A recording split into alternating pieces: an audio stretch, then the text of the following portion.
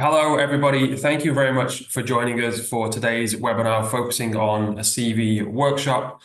My name is Liam Kilby. I'm the Associate Director for the MBA Recruitment and Admissions team here at Oxford Said, and I'm joined today and delighted to be joined today by my colleague, James. James, would you like to introduce yourself for me, please? Hello, my name is James, and I also work obviously at Side Business School. I have two roles in the school. I head up our consulting careers team, so supporting students into consulting pathways. And I also have a role which is called MBA lead. So that's very much supporting students interested in the MBA and also coordinating a lot of the services within our career service to support people. What we thought would be a really good place to start as we sort of go into our slides is we'd love it if we could hear a little bit more from you, and we'd like to make this session as interactive as possible. So it'd be great if we can start off by just getting a quick hello from you in the chat box, and maybe just let us know where you're dialing in from. And as we go through the session, please feel free to actively use the chat box so we can hear a little bit more about you. And if you have any questions, we'd just love to sort of get as much information as possible for you. Oh, we already have a raised hand, but maybe we'll come to that at the end. But if you can say hello on the chat box, it would be fantastic. Right. In terms of introductions, you've heard a little bit about us, but I thought before we launch into a little bit more about the agenda for today, a little bit more maybe about our background, specifically to why CVs are so important to us and why they're important, obviously, to you as well in terms of applications. So my background actually was very much in corporate HR. So I spent a number of years at firms such as Deloitte and KPMG and a big healthcare organizations such as GSK. And in those roles, I was both a HR generalist, but I did do a lot of recruitment. So I have spent a lot of my career looking at reviewing, setting up selection processes around, CVs and documentation. And since joining the business school, I maybe get less involved in terms of selecting people for the business school, but I work very closely with students in terms of supporting them to make applications post-program, whether that's joining us as a graduate on our Masters in Finance program, or even in Master in Financial Economics, or as MBA, or even Executive MBA as well students. So I work with lots of different groups, of different age groups, in terms of supporting them to make sure that their CV as optimized as possible. So I'll be bringing in that experience and insights into the discussion. And Liam?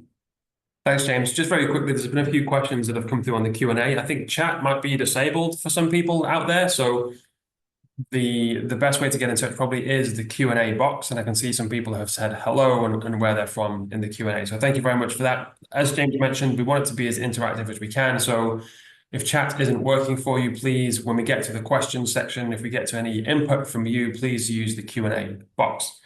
Back to introductions, my name's Liam, as I mentioned earlier, Associate Director for the MBA Recruitment and Admissions team. My journey at Said started about 8 years ago.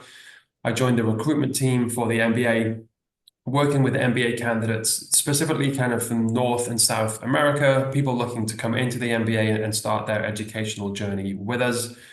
Did that for a few years, met some incredible people, got to travel to some amazing parts of the world, and then moved up into the associate director role. So my remit now is to manage the function whose responsibility it is to find the best and brightest MBA students that we can, attract them to the program, help them with their journey, help answer their questions, support them on their admissions process, maybe run the interview or at least support with the interviews, and then welcome you all to school on your first day of launch and shake a few hands and say hello and join your celebrations, and then immediately go and interview people for the next year's class. It is a little bit like a conveyor belt where they do overlap. I love what I do. My team are very good at what they do. The favorite part of my job is probably just the people that I get to meet on their journeys and helping support them in their goals and in their milestones. So really happy to be here with James today. I guess my point of view comes from more of an application side in terms of what we look for in the CV. James can talk about the professional side, but together I think we make a fairly potent team. James, back to you. A double act. Thank you so much. So what are we hoping, or what are we hoping you'll take from this session? So by the end of the session, we hope you'll be able to craft compelling CVs, showcase achievements, and tailor them for targeted opportunities. So that's the objective, and we'll be revisiting that towards the end of the session to feel that you've hopefully gained something from this time together. There are a couple of house rules just to get us started and also to put a bit of context around what we can and won't be able to cover in the time that we have. So we will, of course, discuss some of the key first principles of a good CV. So this will be applicable to any application you make, but they'll be quite high level. When we do delve down a bit more into the detail and get a little bit more focused, we'll be targeting our advice a little bit more around business schools applications. And so the thing to note there is that there are going to be different markets and potentially different business schools, if I could spell business correctly, which might have different conventions. So I was just looking at some of the Q&A. So thank you for those that did find the Q&A button and put some of their information on there. But we've got people from Alberta, from Peru, from Boston, from Australia. So there are going to be some conventions within CVs that are unique to certain markets. So again, there are limits to there are things you just need to be aware of in terms of taking the feedback we have and applying it to the correct market. I had a great discussion the other day with a student who's from Switzerland, for example, and it's a convention there always to put your photo on a CV. That's very unusual in the UK market, I would say. So again, this is where actually bringing in some of your local intelligence is really helpful, and hopefully we can combine that with some of the excellence that we'll be sharing with you on the session. Are there any other ground rules you wanted to cover, Liam? I don't think so. Just quickly to address a couple of questions that have come through. People that might not be able to join for the whole thing have asked for the recording. So just as a blanket rule, folks, if you've registered today, even if you haven't actually been able to join us today, the recording will be emailed out to you probably within about a week's time. So if you have to run off to some commitments, or if you need to rewatch some of this back to take the most and get the most from James's advice, then you will have the recording. But in terms of ground rules, no, I'd like an open session. I'd like it to be interactive. I want to hear people's questions. Let's just have a really good conversation, folks. Fantastic. So the first couple of minutes, maybe 5, we're going to spend on the first principles, and then we're going to deep dive into, what makes a really good business school application. And as Liam says, it would make it so much more interesting if we could have questions coming through. So feel free to ask them, because usually people do have quite specific questions about their own documents they always they want to ask. So let's move on to first principles, which should apply to all good applications. So first principle number 1 is being clear and concise in your application. What that means for business schools in terms of being concise is in most of our processes, we expect people to work towards a 1-page CV. There are some exceptions depending on experience, but that is the convention that we would always particularly look for. And in terms of being clear, well, what does that mean to me? That means making sure that everything you're saying is very accessible to different audiences. So often we get people, talking about maybe impact they've had, and they're using lots of different, currencies. They might be working in an organization and they might use lots of language, which is very specific to an industry or sector area. And often what I have to do when they get through to me past recruitment and admissions is try and unpack that and make sure that it's very clear and accessible to people as well.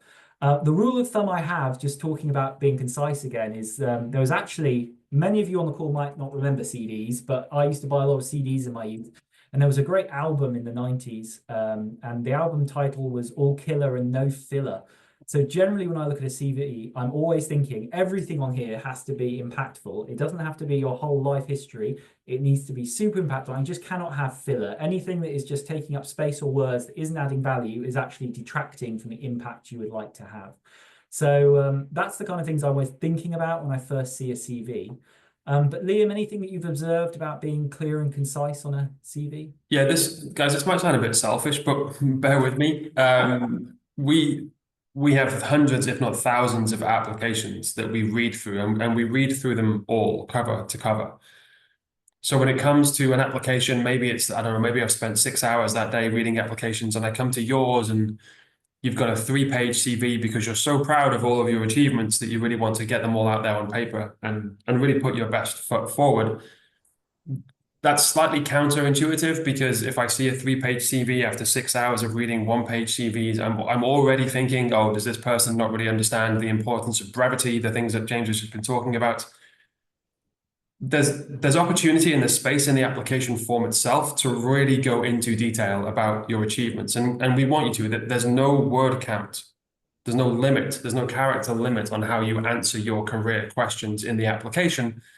So that's really important to keep your CV maybe to those bullet points, to be concise, because you will have an opportunity in other parts of your application to expand on your achievements and talk about things that you're proud of. So from a workforce point of view, please be kind, and my team and I will thoroughly review your application as it stands, no matter what you send us. But if you send us 3-page CVs, we might start to think, oh, well, is this person really understanding the brief? So it's a selfish thing to say, but there's a great big opportunity in your application to make sure you are getting across the message that you would like to, so it doesn't have to be in your CV. That isn't your only way of telling us what you've done. And so I think that lends itself to what you're saying, James. Oh, thank you, Liam. And we're getting some great, thank you, Jags, from wherever you're dialing in from. Yeah, just to cover one or two quick things. I think we'll answer some of the questions later on in the session. But yes, you wouldn't include a photo in the UK or some of the other markets, but I was just flagging that in Switzerland, it's a convention that you do include it. So this is just some of that local intelligence that you might have that I might not have sitting in Oxford. So this is where when we are developing and I'm working with a student with a CV, it's very much a two-way process because they will have local insights and intelligence that I won't have. And it's important that when anyone is working with you on your CV, that you do feel you have a strong voice in it because it is your document and it represents you. And you might have some insights that the person reviewing it doesn't. So that's where that sort of two-way discussion comes in. Liam briefly mentioned about how long a CV should be. I mean, if it was for some of if you've got, so let's say our MBA or a master's in financial economics, that should fit onto one page.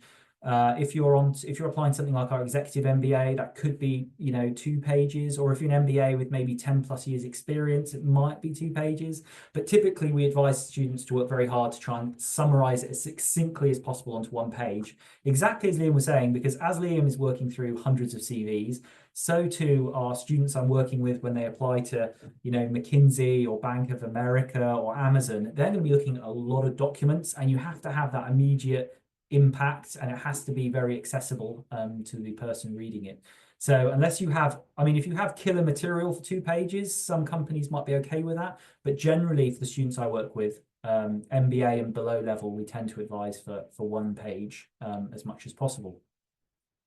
Second key principle, just to reassure you, Jags, we will go through in detail a CV and the different sections that we recommend for the business school. So second principle that we always work to is being relevant and impactful. So what does that mean to me? Well, I suppose about being relevant, it's really thinking about which bits of your experience are going to translate or be the most interesting to the reader.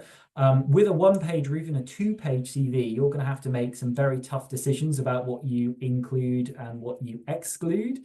So always thinking about what's the most interesting thing for the reader. So an example for that for me would be, if somebody's had 3 jobs pre-MBA, and on this very limited 1-page CV, they put 4 bullet points for the oldest job and then 3 for the 2 most recent roles.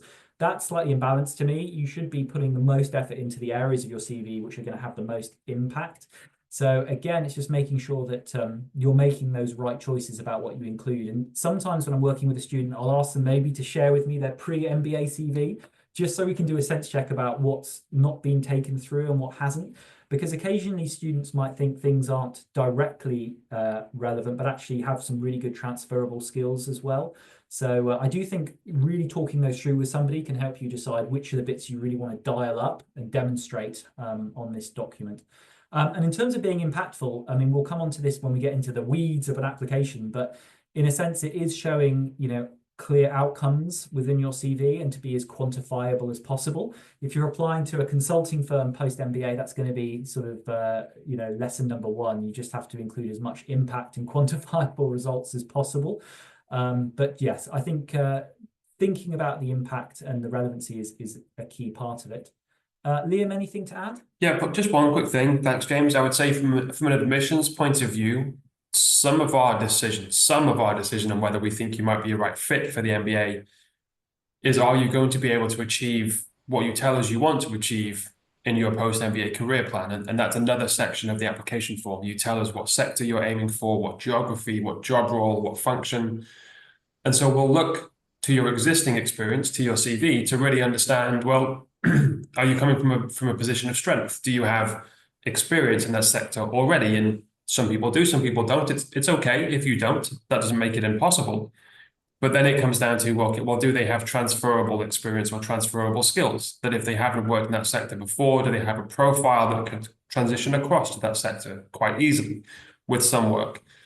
And so that's where being impactful is, I think, really important. Thinking about a journey kind of on the MBA with pre-MBA work equaling A, the MBA equaling B, and does A and B add up to make C, your post-MBA goals, a realistic, challenging, but a realistic thing. And that is part of the equation we use ourselves in admissions to understand, outside of academic strength, are you academically strong enough to be here? That's one question. But the other question is, are you pitching your MBA career goals at the right level in terms of the right structure and seniority and position and sector and function and all of those things? And because we haven't met you yet, we haven't interviewed you yet, we get those answers from what you can tell us you've done on your CV. And so being impactful, as James was talking about, make it quantifiable, talk about actual tangible outcomes that you've been able to achieve. I think that's a really compelling use of the space that you have, albeit in a quite limited way. Yeah. Thank you, Liam. And the last thing I'll say on this slide before we move on to the third principle is, there's a question Jags has asked as well about whether you include, hobbies and interests. Well, I always have a tick system. 3 ticks is the ultimate level, but 1 tick would be you include something on your CV which is just sort of interesting. So you might say that you like, hiking. I mean, that's interesting, but it's not really impactful. If you said that you loved, hiking and that you'd, visited Everest Base Camp, that might be 2 ticks because it's both interesting and, you've also achieved something in it. And then you might get 3 ticks if you said, I love hiking, I visited Everest Base Camp, and I did it for charity, raising £3,000. Then it talks about somebody who's very committed and raised money for charity, and it has all these other kind of transferable things within it. So that would be a 3 tick. So again, every time I look at something on a CV, the question, we actually have a person we work with that uses the term "so what." So, you like hiking, so what? What does that mean? So this is where we always drive that impact onto the document as much as possible. And the third principle, and we will pick up some of these questions coming through. Yeah, Jags asked a question. Oh, wait, I won't rabbit hole. We'll get onto some of these. So the third principle is just being as professional as possible. I know it is super hard. You might have several versions of CVs. You might be iterating it for different companies and changing it. But you would be surprised at how many, simple errors are made. That's number 1. And number 2 for me, maybe it's partly to do with my training around supporting people into consulting, but there is a very strong visual impression that a CV has to make. And, being unbelievably consistent in how you present the information and the data on your CV is super important. So the way you present your dates, the way you talk about achievements, all of it has to be very consistent to read really well. But ultimately, that's the sort of third test that you have to apply with your CV. Is it presenting you in the most professional light possible? Liam, anything that you see that surprises you with CVs around professionalism? I mean, yeah, I've got some horror stories. I won't go into too much detail now, but it's things James has already covered. Folks, don't try and put too much on there. I've seen some very messy looking CVs that actually, if you take the time to read the content, they're really impressive. But just at a first glance, they just look a little bit kind of messy and ad hoc. So just be mindful of how they look. It's just as important as what the content is, I think, in some respects, because again, if it's the 50th, the 100th, the 500th CV you've looked through that week, I do think, and maybe recruitment teams and employers, if they were being honest, would agree with this, that they do think, oh, well, they take one look at it and think, well, that person's not right for this role. And it's unfair and it's biased and it's prejudiced and it shouldn't happen. But I think it's human nature that does happen, sadly. Other than that, I think being professional obviously is clearly paramount at all times. Please don't make the mistake, and this isn't really necessarily a CV thing, more than just a general application thing. Please don't make the mistake of forgetting to change the name of the school that you're talking about in your application essays. And I understand, and we get it, guys, you're applying to different schools. Makes perfect sense. It's a competitive marketplace. There are lots of good MBAs available at lots of different institutions.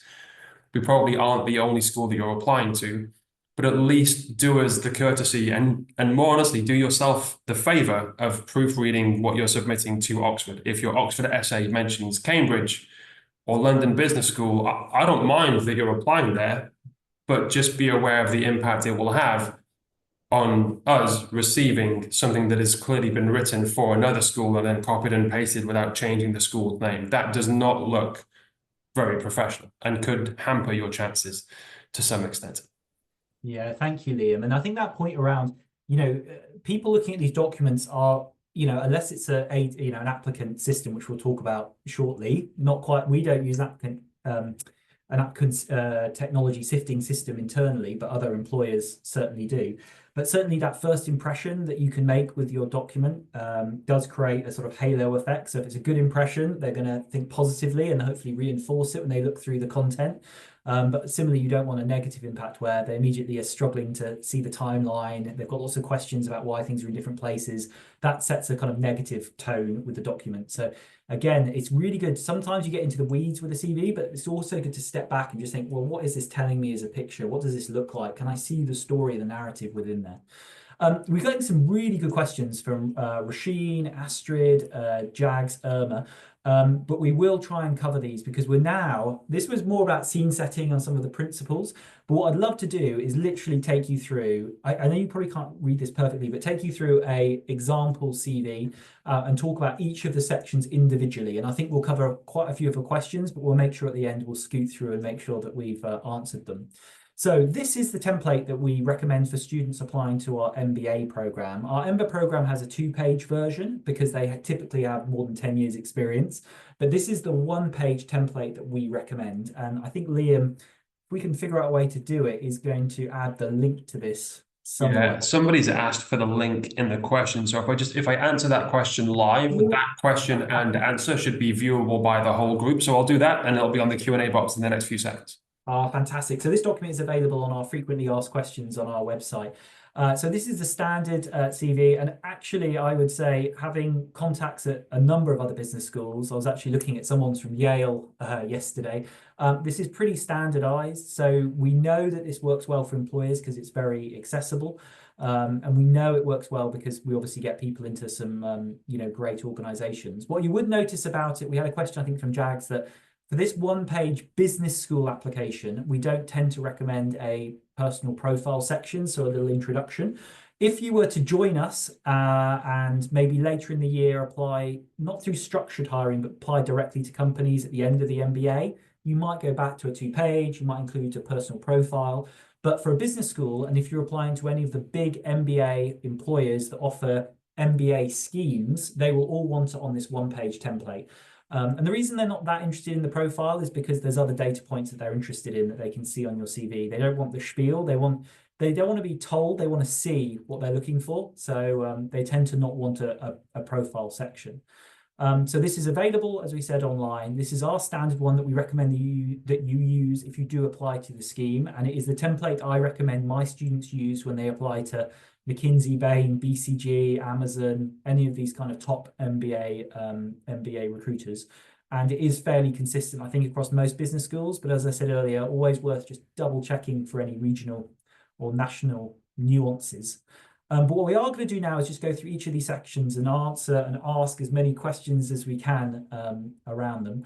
A couple of things to note when we look at this as a whole, all really easy presented. I can very clearly see the work history and they're really nicely bucketed. I do think if anyone is applying to the MBA that's worked in more than 4 organizations, that is where some of the interesting challenge becomes because you use so much of your CV just listing out job after job, and there are some tricks of the trade around that. But as you can see, this just presents really cleanly and someone can very quickly look through this and get the information that they're looking for. And I think, Liam, this is a mandatory requirement now, isn't it? So if they do apply to Oxford, they'll have to use the template. Yeah, I mean, I guess in theory, you could try and use your own 1-page template. That is possible. We don't mandate that you use this one, but we would much prefer that you use this template or something very similar to it. It's the easiest way for us to compare your progression and your experience with your peers and the people that you are kind of competing against for that spot. So yeah, this is the one that we would like you to use. I think it's very clear, it's very concise. If it stretches to more than a page, depending on your profile, as Jag said and as James has pointed out, that can be okay. But on the whole, for the MBA, if you can try and keep it to one page, that would definitely be preferred. Thank you. Perfect. So to answer some of the questions, how long should it be? Ideally, one page for a business school application. If you get later in the year and applying to different things, that might change, but this is the profile that we're looking for. We mentioned about including your personal statement, not for business school applications, not for structured MBA programs, but later in the year, that might be something that you can consider including. Your opinion on including hobbies and interests, we're going to get to that. Ideal font size. So I don't have a particular, I can't remember if this is Calibre on here. I mean, as long as it's one of the professional ones, if you're going towards Comic Sans and some of the more flowery ones, that probably doesn't look as professional. But, if someone shares with me a Times New Roman or a Calibre, I don't particularly have an issue with it. And in terms of font size, it just needs to be readable. I mean, if you're going anything below font size 10, it becomes a bit squinty. And since joining the business school, I've had to buy glasses because I'm squinting so much. I do think, I'm a bit flexible on, sometimes people play a bit with the margins and things, and okay, there's a little bit of flex, but it becomes really obvious if you're, using size 8 font and getting rid of all of your headers and footers, and it just looks too much. This is an exercise in presenting a very clear, accessible picture, and if you overcrowd it, they're not going to be able to get to the good stuff as easily as you might like. So let's work through some of these sections and hopefully provide you some specific advice on how to perfect them. So the first section, and I actually always have things to talk about, but it's that first bit of your application, your description. So a couple of things that I've noticed that might be useful. Firstly, I mean, once you join the business school, you'd probably update your Gmail or your Hotmail to your SBS address. Always looks good. But clearly do think about your address because you might have set up your email 10, 15 years ago, and it might be in a way that isn't representing you. So do think, and I have had some very funny email addresses over the years. Clearly use your home telephone number as much as possible. But again, when you join a business school, you can change that to a local number just to make it a bit more easier. We do tend to recommend including your LinkedIn profile because remember, this is a whole ecosystem of things that you're putting together. It's not just about your CV, it's about all the other things that you're putting out there. The only thing I was just going to recommend here as a quick hot tip is, again, with your personal LinkedIn profile, on LinkedIn, you can actually customize your URL. So you can put in, a much more succinct, clearer. The default one will be a very long series of letters and numbers, but you can customize it to make it a lot more accessible and maybe add it as a hyperlink.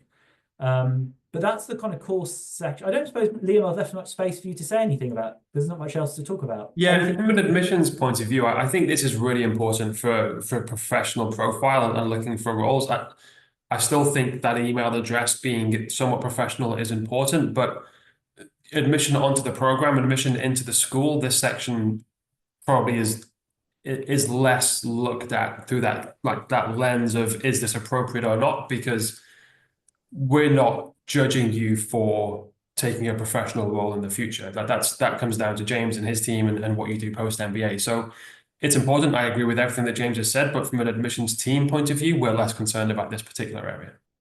Perfect. Thank you. I've just been looking at the questions as you were answering. So company logos on CV, not for business school applications and not for applications to the big MBA programs that, job corporate roles that you might be looking for. Maybe in certain markets that's a bit more acceptable, but not in these core ones. So just something to be aware of. As you saw on the sort of main one we just shared, for a business school application, and also I'd say an application to one of these big corporate programs, we don't tend to ask for references. Liam will collect those through the application system, so that will be collected. And similarly, if one of my students applies to, let's say, Amazon, there'll be a section on the system to add that information. You don't need to put it onto your CV itself.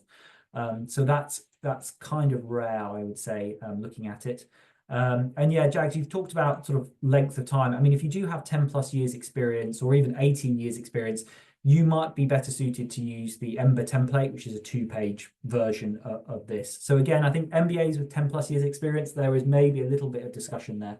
But we would 99% of time be encouraging people to try and break down their experience onto one page.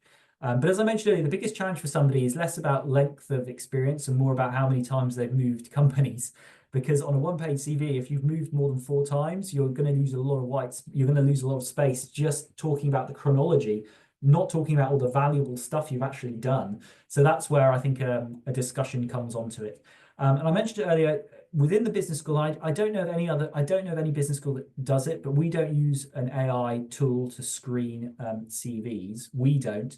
But I would say companies are increasingly using it, not in consulting. Consulting and the companies I deal with are still very, they like to get eyes on the document and get their consultants to review them. But I do think it's becoming more prevalent. And we will talk about the use of AI very, very shortly. But let's move on to the next section. So we talked a little bit about the top section. We're now going to move on to your academics. So again, these are the screenshots I'm showing you. You've probably guessed are examples of maybe what not to do or what could be improved. So these aren't examples of perfection. So in this particular example, I've just given a couple of education and qualifications. I mean, things I would immediately say about it, and I think we had a question about how far you go back in your academics. But I would say, if you're applying to an MBA, we're mainly and mostly interested in what you did at your previous graduate role. And you'd only include things behind, things that are further away from that. If there was something truly exceptional, like you'd won some national award, that's where the impact comes in. The further away you get from the date of your application, the further you go backwards, the more impactful it has to be added to your CV. So generally, I would only see graduate information included on there. The other thing that we tend to see is that you usually put, as you can see, the dates are a bit wrong here as well, not ideal. It's gone back to primary school. No one's interested in how you did at primary school.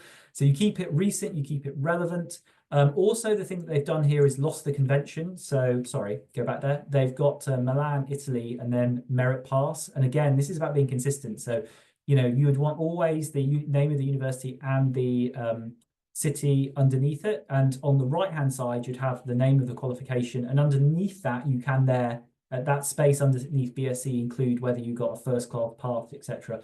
But just make sure that everything is very consistent in this part of the document. Liam, any observations on the academics and qualifications? Just to further cement what you've said, James, from the admissions team's point of view, we care what you did at undergrad and we care how you did. So a couple of questions in the Q&A box have been, do we include GPA? Do we include our performance at undergrad? And I think you do. It's very small. It doesn't take up much space. We'll see your transcripts because that's part of your application to the program anyway. So we'll know what your GPA or your first class equivalent is for your local country. But having it on the CV, I think, is important because it doesn't take up a huge amount of space and it just helps tell the story. James is right. We don't care what you did in primary school. We don't really care what you did in that middle school or high school for our North American friends. Just what you've done at undergrad and where you've done it and how you've done would be the most prevalent things for us to see on your application. Yeah. And this is where, I mean, there's a couple of questions. A good one from Gino here. How detailed should I write about my study in university? I'm going to use the word a lot after this section. It depends. I mean, if this individual at the University of Bocconi had, won 100% scholarship, then I would expect that to be included either here or at the bottom of the CV. If it's very impactful, you do try and include it either here or in another place. If let's say you're somebody and you're looking to make a transition from one industry to another, and you were head of a student club or OBN, you can give a kind of flavoring. And again, that's maybe making a tactical addition to make it clear. The key thing is you don't include everything, and everything you include has a very particular purpose that it's serving to either craft a narrative or highlight that impact. I mentioned earlier about scholarship. So again, this is how you drive impact. Someone might say, and we often get this at the business school, I've got, let's say, a side scholarship. How do you drive impact into that? Well, you drive impact by maybe including what percentage scholarship, 50%, 100%, 60%. You maybe drive it by including how much it was, 20,000, 30,000. You maybe include it, maybe talking about why it was awarded. So we have some fantastic scholarships for women entrepreneurs, for, again, someone reading it and skimming through it won't know what a Pershing Square scholarship is or a Forte fellowship is. So again, context can sometimes be the way that it adds value. So, you put in as much detail as you need to make the impact or make a point you're trying to make, but you certainly wouldn't put an essay up here. You've got a little bit of space after your BSc to just add some little real high notes about hopefully academic achievement. If you were a top 10% in class, an honors degree. A good question that I sometimes get asked about is how do you translate things? So, some markets might talk about a higher or a first. You can kind of circumvent that by maybe talking about being the top 10% in the class or top 15%. Just again, think about how you can make things accessible to different markets and not make things, and try and think about how you avoid that. Okay, so we talked a little bit about academics, and we will try and go back and fit as much as we can. Do you include your GPA on your CV? The answer is yes, if it's amazing or really good. If you're not really proud of it, I wouldn't include it. And it's the same for, my students are currently applying to, McKinsey in a couple of weeks. They've just applied to, BCG. Sorry, I always talk about consulting, but it's my sector. And our advice is if you're proud of it and it's a good score, you include it. If you're not, they're going to ask for it on the system you log your CV on. So they're going to know what it is, but don't feel you have to put it on your CV and create that first impression. Think about that kind of narrative. And often students that maybe don't have the strongest GMAT or GRE might have a fantastic undergraduate degree. They might have come first. So you'd include that. And then you set the tone of somebody who's high achiever, doing well. So again, it's just being selective with what you're including. Sorry, I'll pick up the pace. So next on to the main section of the CV, which is your work history. So again, the reason I picked it is I wanted to just highlight a couple of things. Firstly, someone asked it as well, I think on the chat, is about the need to include every single company you've worked at. I mean, sometimes you include things because it makes a clear chronology in terms of your journey, and maybe you need that. But if it's something like this individual, where, as we can see, they were a shop assistant in June to August 2018. And if I was looking at that, I'd look back and think, okay, they were at university during that time. So they don't really need it from a, understanding the kind of timeline. And I would say that their much more interesting experience is going to be as a senior manager in go-to-market and merchandising at Nike. So again, I would be saying that unless there's a very specific reason, maybe it's the country they were working in. Sometimes people do include things for some kind of flavoring. But in my impression with a one-pager, you'd probably be taking that out and focusing much more on your more recent work. Again, this is in balance because we're not talking about the most senior role in as much depth. One thing you can do, and someone asked me earlier about, if you've had lots of roles or promotions, there are ways you can, maybe bracket certain things. So in this case, they bracketed 2 roles and they've got 2 examples. To me, visually, that still looks okay. So sometimes that's what you can do to save a little bit of space. What I do like within there, they've included lots of detail in terms of outcomes and money that they've made. So that's come across well. Liam, you hadn't actually seen this before, this fictional page. Do you have any impressions, any comments? Yeah, similar to what you've said, James. I don't think the sports shop section adds too much. We all have, beginning of our career, quite junior roles that have led to other opportunities that are good for the narrative, but in terms of being economical with space on the page, could actually be quite easily left out of the CV and brought into a conversation at interview or as part of the application elsewhere. Going back to what I was saying before, we're looking for people that have somewhat of a grounding in what they want to go and do post MBA. And I think I saw a question in the Q&A, which I can't find at the moment, but I think it was along the lines of, well, what if we don't have experience of working in the industry that we want to go and work in post MBA? Can you change industries? And yes, of course you can. You absolutely can. We don't expect everybody's CV to fully match in terms of what they've done so far with what they want to do post MBA. The MBA is a very transformational thing, and it will transform you individually and you personally, but also professionally. It can be used as a vehicle to do something new. And lots of our people and lots of our students do exactly that. So all I'm saying there is, regardless of what your professional experience is, if it's not in the industry you would like to work in post MBA, that's okay. But I think one of your jobs in your CV and in the wider application is to start to kind of thread the narrative around the skills you do have, the experience you have had, and how that can then transfer across to the new place, to the new sector, and to the new industry. But other than that, I think good progression. James, we had a question around, if I've worked in one company but in multiple jobs, is that a negative? I've shown good progression, I've progressed, I've transformed, I've taken on more responsibility, but all under the same role. Is that better or worse than having succession but in different companies? And from an application point of view, it's not better or worse. It's kind of the same. From a professional point of view, would you agree? Again, it can all depend, I suppose. If you've had 3 or 4 jobs at 3 top-tier companies and increasing roles and responsibilities, that's going to read well. Similarly, if you've been in one company and they've really valued you and you've shown real potential and you've grown with the company, again, that is a very clear narrative, and that also plays very well. So I think there isn't as Liam was saying, there isn't a right or wrong with these. I think the question, and I'm not even gonna try and pronounce the name, but the first part of it is K Lam Harani. But again, hopefully seeing this version of this, you can see there are ways of bucketing things. Sometimes people, if they've had a number of, let's say, small consulting gigs, sometimes they're able to bracket them together as a freelance consultant. So there are ways of just bucketing things, making it clear. You would never ever lie on a CV. That would just be a total mistake. But it is about presenting it as clearly and somehow having to make the translation, for people. So sometimes, if someone's got a job title that's it doesn't translate necessarily really well into industry. Sometimes we talk about, you might say, warehouse.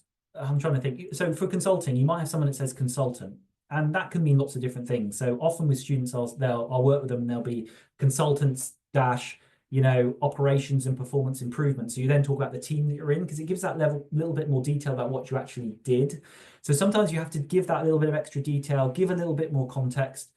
In this example as well, I would probably say the rule of thumb for company names is if it's a company name that I wouldn't have heard. So if it's a company name that a random person on the street hasn't heard of, you usually need to put some kind of description, because the BGW group might be the world's largest e-commerce, and I've never heard of them. So you sometimes, often I'll either suggest after BWD either having brackets or a hyphen, just giving a bit of context. You wouldn't need that with Nike because that's a well-known brand, but occasionally you might need to explain. And by doing that, it sets you up for success. So if I know what type of company this is and the scope and how big they are and whether they're a disruptor in a certain space, that then puts all of your bullet points into context. Otherwise, I have to read your bullet points and try and sort of piece things together or Google the company myself. So do think about making it as easy for the reader to quickly access and understand, what you've been doing. Someone asked about aligning the bullets. I mean, you can play a little bit with the lengths and size to fit things in, but if, what you need is a really clean presentation, and think as much about filling the space as the white spaces as well. I mean, on the truly practical side, I mean, this example led under Nike at the end, the person's they've had one word on a line. With a one-page CV, that is a huge waste of space. So again, when you really get into nitty-gritty with us, hopefully, when you apply and join the school, we wouldn't allow that. We'd be working with you to make sure that we make the most out of every space without compromising on the white space, which also is what makes it so accessible and readable. Anything else? Last thing I was going to say on this, sorry, Liam, last thing, because I'm wittering on, is when I look at each bullet point, there's 3 things that I generally look out for. You're going to get lots of different guidance if you Google it, if you go on, use platforms to help you with it. But ultimately, I always look for, achievement and outcome. Can it be quantified? And how did you do it? Sometimes people start with the how did you do it? So they use the action verb, led, delivered. Or sometimes with consulting, we tend to like more achievement. So what was the overall outcome of what you did? But if you have those 3 elements, you're going to be in a good place. So many of these, sports shop, dealt with customers, don't really know what that means in practice. I'd need a lot more detail around it. So just think about always what is the overall impact. So this person as well, if you'd see there has one under Nike that says led standalone projects with brand's top priorities. I mean, again, that sounds a bit more like a job description. Really, with a one-page CV, you need to be talking about high impact things you achieved and delivered.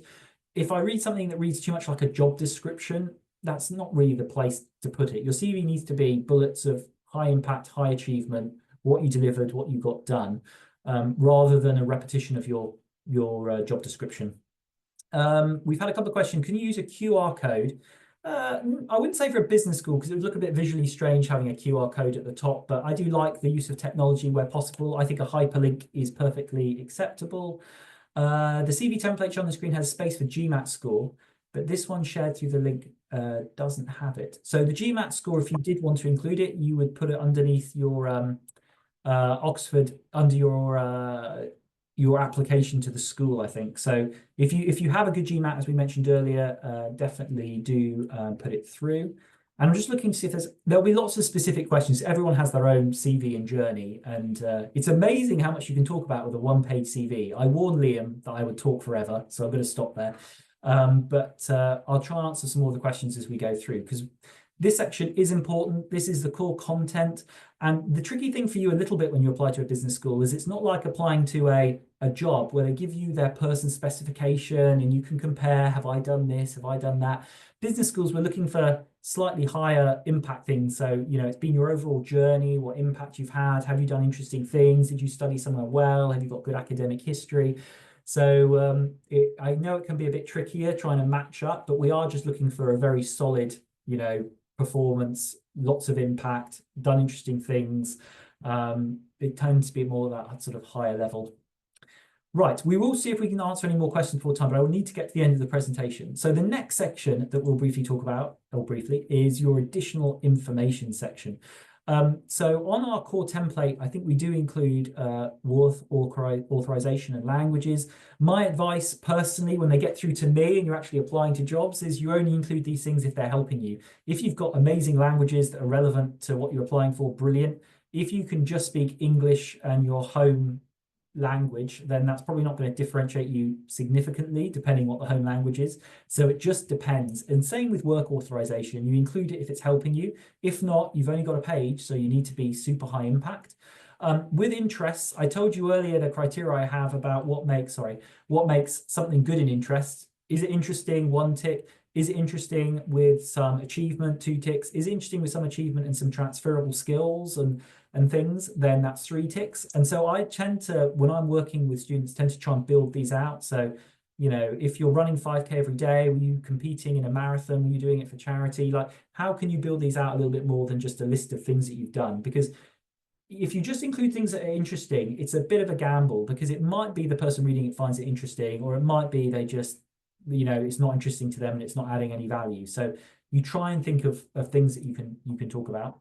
And achievements, clearly some great ones here. We've got first class honours, fantastic. Oxford MBA Foundation Scholarship. Here they've included why they got that scholarship. So for academic and professional excellence, excellent. But they could include, what percentage they got and how much it was, to add a little bit more context.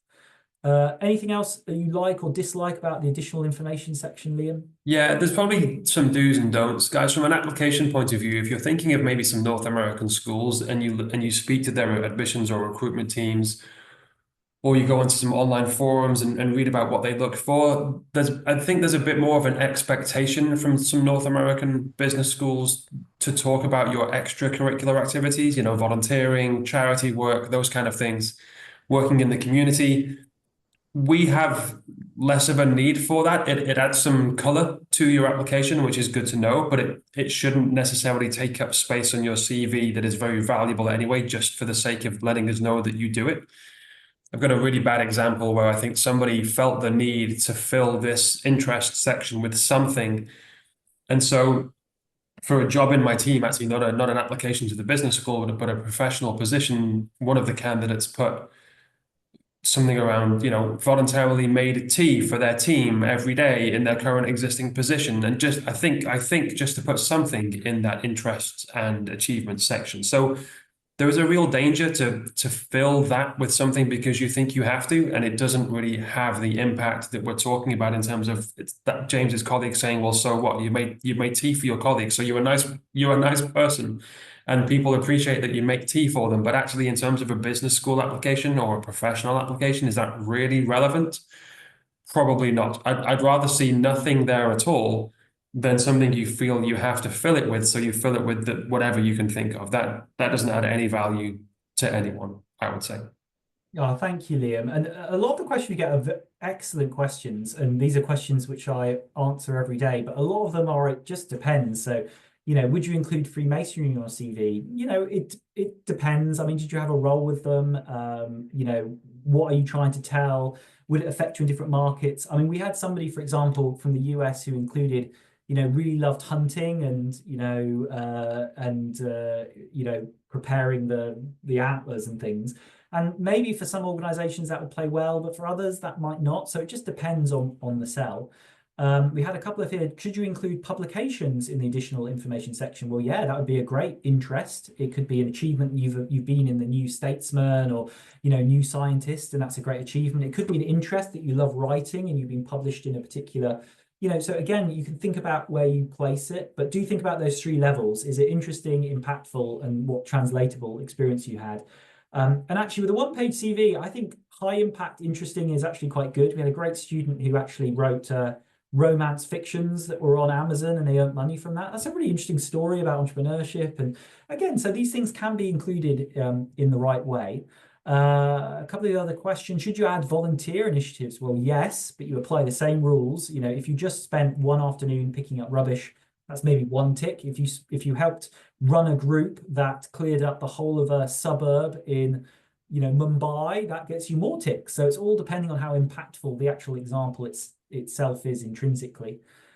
We had some question about gaps on the CV. So actually failing with an entrepreneurship project, I think you think about how you present that, but actually, a lot of companies now are really leaning into sort of being much more agile and embracing failure, learning quickly. So again, depending on how you present that can be quite a strong.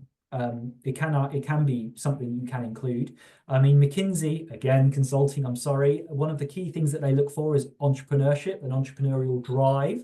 So, having actually run a venture, then that's something quite interesting. So again, it just depends on the story that you can weave out of it. Do you include an online doctorate program? Potentially, but again, I wouldn't overflow your top section of academics with loads of courses and things. You just need to think about where you put it. Last thing I'll say about this, I promise, Liam, is again, we sometimes get a lot of people that put technical languages, and actually that can be quite a differentiator. But again, think about how you present that. So if you include, Microsoft Word packages, that is not going to differentiate you against the other 350 MBAs, for example. But if you put that you were an expert at, Java or another program, then that does differentiate you. So again, technical languages can be quite useful to include. And last thing I was going to say, someone talked about promotions at work. Do you just talk about the events that led up to it? I do like to see things like first in the cohort to get promoted. That kind of context, that tells me a lot about you. So, again, it's something that we like to see because you've only got one page to tell this story and they're going to make their decision on you within, 10, 15 seconds. So I would get that clear narrative. And if you are the first of your cohort or something like that, that plays really well. I think we have 7 minutes left. Is that right, Liam? Right, so I'll muscle on. So a couple of things to mention here. The other caveat we wanted to raise, so this is quite 85% of people are wearing the wrong shoe size. Again, you do have to tailor these documents. And, when I say it depends, it very much depends when you come and see me with a document about what you want to do with it. Is it telling a story about you transitioning to something new? Is it around you accelerating in the field you're in? So ultimately, there is no such thing as a perfect CV. It just doesn't exist. It just has to be the right CV for the right application. And you will find you'll need to make these judgment calls. Things will come in, things will come out. And what is this overall story that you're trying to tell? So don't get locked into this obsession with perfecting a CV and minor. You could spend hundreds of hours on words. You'll get a good quality CV that you're proud of, and then you'll tailor it for each application, and that will be as good as we expect you to be on the sort of CV documents. And on the use of AI, before we try and answer maybe some of the more questions that come through, clearly, if you're, ChatGPT has democratized access to AI. So if you're not using it to rethink how you might present something or to see, what more impact you can add, great. But I think if you need to be feeding it good quality, data, and you need to be prompting it in the right way to get the very best results. So I would be using ChatGPT to sense check what you've written and to make sure it's impactful. Do look out for sometimes sort of the gibberish it can come out with. And if you're using overly flowery language, it can become really obvious that it's AI generated and it doesn't sound, authentic. Certainly there's some good CV AI products out there where you can actually design your whole template. But I would say for us, we know the template we want, we know the template that works and we like. So it's more about just getting the right content within it. So I think they tend to work better. Clearly, a lot of companies are using AI to screen applications. So once you've come through us, if you were to apply to a company, what you should be doing is downloading their job description, looking at the key criteria for the role, and reverse engineering and making sure that those skills and things are embedded within your CV. So that's where AI can be super helpful to make that connection and make sure that your keywords are very visible. Liam, anything on AI in terms of MBA business school applications more generally? Yeah, I think people are unsure about whether they can or should use AI in their application. I think it's naive of a business school to think in this day and age that people aren't using it. And look, guys, my personal opinion and the opinion of my team, in the way that James has framed it, use it to sense check what you're writing, use it to think about, is there a different way that I can present this information? I wouldn't use it to write your entire essay for you, because we should be able to tell that it's generated by AI until it gets a bit more sophisticated. At least it doesn't sound like it's a human mind that's written that. But it's a tool that should be used, and it's a tool that isn't to be vilified. It's a tool that isn't to be shunned or be scared of. We would actively welcome people to use AI in a way, because look, it's the future of work too, right? One of the transferable skills that I'm talking about, can you effectively use these tools? And will the companies that you want to go and work for, will they be looking for people that can effectively use these tools? I think the answer to that is yes. So you shouldn't be scared or worried about using AI in your application to some extent. I think at this stage, just be mindful of the fact that we can interview people on Zoom, and there's every chance that the question that I'm asking automatically is picked up by some AI kind of software on your end, and it can spit out an answer that you just read off the screen. That is possible. If you do that, we will know, because we'll see that you're reading off the screen and you're reading things, and you're asking for like, oh, give me a few seconds to think about that while you're waiting for the answer to pop up. So there are times when you wouldn't use it, but I think it's a tool that is very useful, and you should be thinking about using it at certain points in your application. Definitely. Super, thank you. And last thing before we try and maybe answer a couple of the other questions that have come through, is this is just a general point again to say, obviously your CV is super important when you apply to any business school, including Oxford, but you have to also think of the wider application. You're going to need, I think references and other data that you include. So you never see CVs in isolation. They're part of a whole, group of things that you have to get right. So first step is obviously making sure your LinkedIn and your CV are telling the same story and presenting in the way you would like. But it's just to say, if you just focus on one thing, it's very easy to get a bit obsessed about your CV. And I see that when I'm working with students. But do you think about all the other elements that are going to help you be successful with whatever application that you're in? And your CV is just one part of any application process, as I mentioned there. Yeah, so we're going to try and answer any final questions. We've only got a couple of minutes here, and I'm so sorry we can't answer every question specifically, because as you can see, even with a one-page CV that we talked about, there is a lot of questions that can come up. So I'm just having a quick look through. How you hire a job? Where should we talk about foreign summer research internships and undergraduate fellowships? Yeah, again, that can very much depend on what you're trying to do. That could be included in your academics. It could be a group that you create, a bucket you create in your achievements, or it could be something you include in your information. So unfortunately, a lot of the questions we're getting are, it depends. I know that's not very helpful, but many times I'm talking to students about CV, it's just giving them choices. This is where you can put things. This is what it's going to say to a recruiter. And there isn't necessarily a wrong or right answer, but clearly it just helps prompt thinking about how best you want to present yourself. But ultimately for the business school, we're looking for high impact. We're looking for people who achieve in different areas of their lives. We want a well-presented CV that tells a clear narrative. And the artistic license you can have is just how you can present it really professionally and clearly. You can't pretend you work somewhere you didn't, but it's just getting that story really nicely presented. So I realize we're approaching the last kind of minute, Liam. Do you have any final pearls of wisdom you would like to share?